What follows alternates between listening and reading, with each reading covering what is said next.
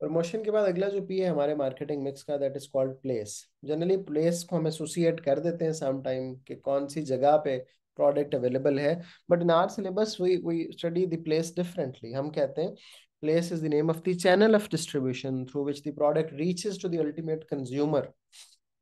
कैसे, यानी मोहम्मद के हाथ में इस वक्त जो फोन है वो मोहम्मद तक कैसे पहुंचा, कौन से वाले उसमें इंटरमीडियरीज यूज हुए, ये है बेसिकली प्लेस, जिसको हम चैनल ऑफ डिस्ट्रीब्यूशन से जानते हैं।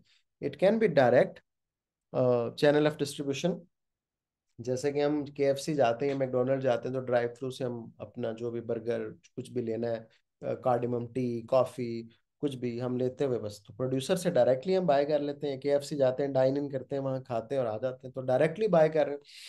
लेकिन समटाइम्स ये डायरेक्टली नहीं भी होता, जैसा कि फ्रूट लेने के लिए अगर आप में से कोई गया है तो हम कौन सा फार्मर के पास चले जाते हैं फ्रूट लेने के लिए, तो हम तो जो नियर बाई फ्रूट का सेलर होता है, कॉर्नर शॉप जो होती है, वहां से बाय करते हैं।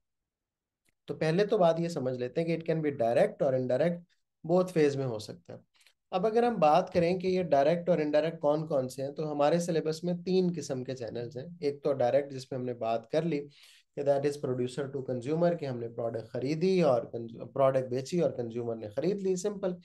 ज्वेलरी बनवा ली डायरेक्टली ज्वेलर से, तो ये प्रोड्यूसर टू कंज्यूमर है। दूसरा चैनल ये है कि जिसमें रिटेलर्स इन्वॉल्व हो जाते हैं, डिस्ट्रीब्यूटर्स इन्वॉल्व हो जाते हैं, एजेंट्स इन्वॉल्व हो जाते हैं, एनीवन कैन इन्वॉल्व। अच्छा, प्रोड्यूसर अपनी प्रोडक्ट एक सिर्फ इंटरमीडियरी को बेचता है, जो कि लार्ज स्केल रिटेलर हो सकता है, फॉर एग्जांपल जैसे कि हाइपर स्टार, कारफर, अल्फता, जलाल सन्स पाकिस्तान में। प्रोड्यूसर डायरेक्टली उनको बेचेगा, हेड एंड शोल्डर डायरेक्टली उनको बेचेगा, और वो जो है कंज्यूमर को हम जाएंगे और उनसे बाय करके आ जाएंगे। यहाँ पे जो कंज्यूमर के लिए प्राइस है वो थोड़ी बढ़ जाएगी, क्योंकि जाहिर है डिस्ट्रीब्यूटर या एजेंट या जो भी रिटेलर है उसने अपना प्रॉफिट भी चार्ज करना है, और प्रोड्यूसर के लिए जो प्राइस है वो थोड़ी कम हो जाएगी, क्योंकि उसने प्रॉफिट भी पे करना है डिस्ट्रीब्यूटर को। दूसरा चैनल जो हो सकता है, तीसरा sorry, that is with the two intermediaries. Producer अपनी प्रोडक्ट बेचता है होलसेलर को। ये होलसेलर कौन होता है? होलसेलर एक लार्जर बॉडी है जो कि बल्क में बाय करती है प्रोड्यूसर से, और उसके पास अपने वेयर हाउस हैं जहां पे वो उन्हें डिपार्टमेंट्स बना के सेव कर देते हैं। रिटेलर जो होता है वो चूंकि 5,000 10,000 आइटम्स उसने एक वक्त में नहीं खरीदनी होती, तो वो प्रोड्यूसर के पास नहीं जाता बल्कि होलसेलर के पास जाता है, और 100 200 300 आइटम्स उसने बाय करनी है वो होलसेलर से करता है। तो यहाँ पे दो इंटरमीडियरीज अब इन्वॉल्व हो गए कंज्यूमर और प्रोड्यूसर के दरमियान में, one is called the wholesaler and second is called the retailer.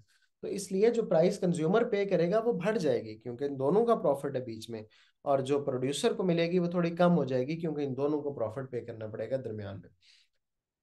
ये चैनल थोड़ा लॉन्गर भी हो गया, और इससे जो प्रोडक्ट की डिलीवरी है वो थोड़ी स्लो भी हो जाएगी, कंज्यूमर तक थोड़ी देर में भी पहुंचेगी।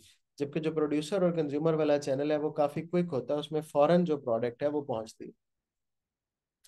सवाल ये है कि कौन सी चीज ज्यादा इन्फ्लुएंस करती है डिस्ट्रीब्यूशन चैनल्स को। इट डिपेंड्स के जो कस्टमर है वो कहाँ से बाय करेगा, वो कहाँ से करना चाहता है, कैसे बाय करना चाहता है। जैसे कि online buying is quite popular now days, तो वहीं से कर लेते हैं।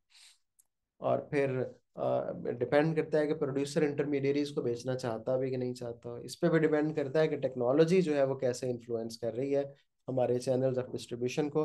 एज आई टोल्ड कि e commerce is becoming popular, और सारे लोग ऑनलाइन बाइंग करने की कोशिश करते हैं आजकल।